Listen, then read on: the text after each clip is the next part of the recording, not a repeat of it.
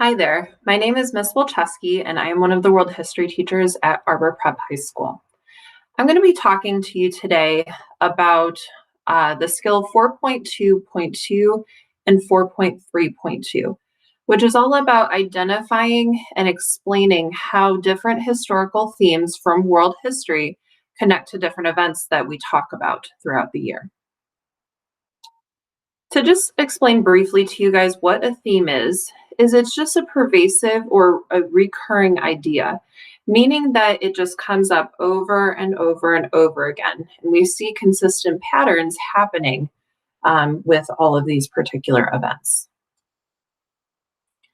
In world history, we have 6 themes that provide a framework to make meaningful connections across different events and time periods that we talk about during the course of the school year.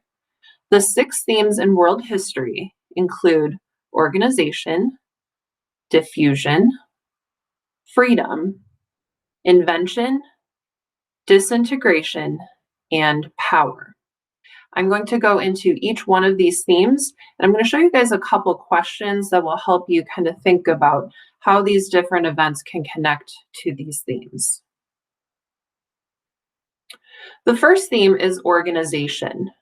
So things are coming together for either a common goal, coming together to become more orderly, coming together for peace. Basically, things are kind of shaping up the way we would probably want them to. So some questions that you'll want to keep in mind when you're looking at this theme is, where do we see individuals or groups working together to create better systems and practices than they had at the time? And where do we see parts of the world becoming more peaceful and less chaotic? So a brief example of this would be the map is of the country of Italy, which actually was not unified until the mid-19th century or the mid-1800s. So it took them a very long time to actually organize and come together as a united country. The second theme is diffusion. So this is where ideas, people, inventions, diseases even are kind of spreading apart and moving out to other parts of the world, either to become a part of those places or just becoming more well-known. So some questions to ask for this particular theme are, where do we see learning, ideas, technological advancements, new products, and more being brought to and shared with other parts of the world? And why are these things being taken to other parts of the world? So the map that I have for an example is actually a map that estimates the movement of the Black Plague from Asia over to Europe. You'll see with the different colors that it moves over a couple of years, and you'll see the arrows and where they approximate or kind of estimate that the plague moved from different parts of Asia over into Europe and then spreading over to other parts as well. So that is kind of what diffusion means, just kind of things spreading apart and moving to other areas. Freedom is the ability to act without hesitation and to become more individualistic. The questions to consider here are, what actions are people taking to change their situation, and why are they taking those actions? So a great example of this is the French Revolution, which is in the picture in the corner there for you. The French Revolution was when the country of France was actually looking to free itself from monarchy. This is a time period where people acted based on what they believed would be best for the country of France moving forward. The next one is invention. This is simply the creation of new things, new ideas, and new purposes. Things to consider or questions to consider for this include, what new ideas or products are being developed that help or hurt people, and how are these new inventions helping or hurting individuals or even society? So one invention that I've included is the printing press. The printing press was a great and terrible invention at the same time because it allowed material to be recorded on paper faster than had ever been done before. But the printing press and the evolution of printing since that time has brought awesome, great books that have done beautiful things for our world, and some terrible things for our world as well. So invention is all about the creation of new things. Disintegration is when things are kind of failing, falling apart, or just becoming very disorderly or less orderly than they used to be. So the questions to consider here are: what caused things to fall apart or become less orderly? So kind of the cause of these things, and how did these things come undone?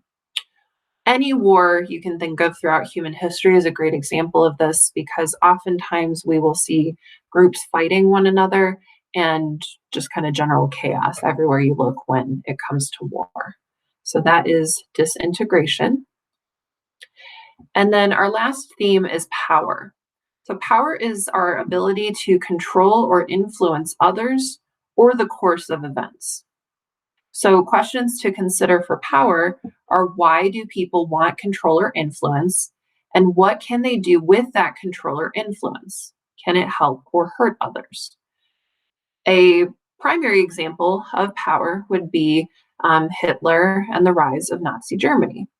Hitler was looking to control Germany and to create a mega empire that was supposed to last for 1,000 years in his mind. He was looking to control vast numbers of people, and he was looking to alter the course of human history, not just in Europe, but across the world. So that is the theme of power.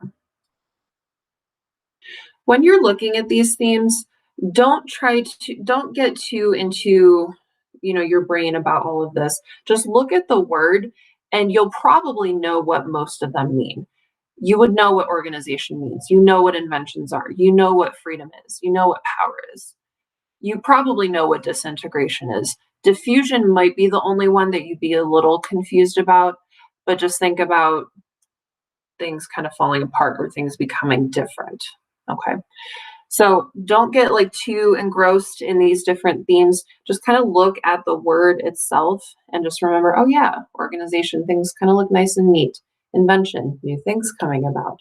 Freedom, people are free. Power, people are oftentimes in control. Disintegration, things fall apart. And then diffusion, things are kind of spreading out. So keep those things in mind as you go and look at these different themes in world history. So when you're actually creating or when you're showing off this skill, the first thing you need to do is consider what is happening in the event that you are thinking about and kind of what theme you want to potentially use. You're going to choose a theme that you think fits best and describes the event that you're working with. And then at the end, you're going to write one sentence that tells your teacher which theme the event connects to and what is happening in that particular event. So I'm going to show you an example of what this might look like, and then I'm going to show you an example of what it should not look like. So an example of what this can look like is as follows. The time of the Black Plague, when countless were infected with an untreatable disease and many fled their homes in fear, best exemplifies the theme of disintegration. So I have identified the event and I've given a little bit of detail about what it is. And then I've said that it best connects to the theme of disintegration, or things falling apart. And we'll come back to this in just a little bit. A non-example, or things or kind of a situation you should avoid in this particular skill, is as follows. The decline of the Roman Empire, where the Byzantine Empire broke away in the east and barbarians were invading, fits with the theme of freedom. This is not correct, because while many ethnic groups did gain their freedom from the Romans, the downfall of the empire was not set in motion by people or groups seeking to break away and become more individualistic. So freedom does not necessarily fit in with the decline of the Roman Empire because it was not purposefully begun by any particular group of people seeking to be free. If you had wanted to find a different theme, or you are potentially confused or second guessing what theme you might choose for an event, look back at all 6 themes and think about those definitions. Write out which ones you remember, and then talk to your teacher if you're still confused about it. So just to recap, for 4.2.2, we are identifying and defining an appropriate historical theme, which you will receive a list of, which fits the event that you are working with. So again, consider what is happening with the event. So just think about what's going on. Choose a theme that you think best fits or describes the event, and write 1 sentence that tells your teacher which theme the event connects to and what is happening in that event. I'm also going to talk about skill 4.3.2, which is justifying why a local or regional event fits into an appropriate historical theme. So this is just taking what we've just done and explaining why it fits with that theme. So when you are doing this, you're going to look at the event or theme that you have identified, and using what you know about the event as well as the theme, explain how the event connects to the theme in 2 or 3 sentences. So I have an example for you that expands on the example that I just gave, the correct example for 4.2.2. So just to recap, we said the time of the Black Plague, when countless were infected with an untreatable disease and many fled their homes in fear, best exemplifies the theme of disintegration. Continuing on and incorporating the 3.2 skill, we will say the Black Plague is known as a period of chaos and fear, as evidenced by many primary source documents from the period. Society seemed to fall apart as many died and others simply abandoned their homes and previous lives. This was a time of extreme disorder. So that shows exactly what disintegration is and how the Black Plague fits into that particular theme. And now I'm going to show you a bad example of this. So a new example that does not work is the rise of the Inca Empire, where various communities in or near the Andean Mountains united, can be defined as organization. Their leader, Pachacuti, wanted to control as much of the mountains as he possibly could. So the first part is actually, it can be correct. While the formation of the Inca Empire can fit the theme of organization, the explanation fits more with the theme of power. Further, the reasoning given cannot be verified by known information about the Inca. Okay, so there are multiple reasons why this particular example doesn't work. We see that the explanation does not actually fit with the theme, and we see that the reason given actually is not verifiable at this point in time. So just to recap, when we are completing our 3.0 skill involving historical themes and justifying or explaining why, we're looking at the event or the theme that we have already identified, and using what we know about the event as well as the theme, explain how the event connects to the theme in 2 or 3 sentences.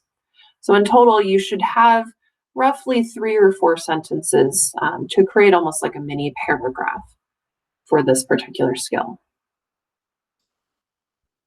Thank you guys so much for listening and joining me in learning this skill. And I hope you guys enjoy making connections to these themes and to different events we learn about throughout the rest of this year and this semester.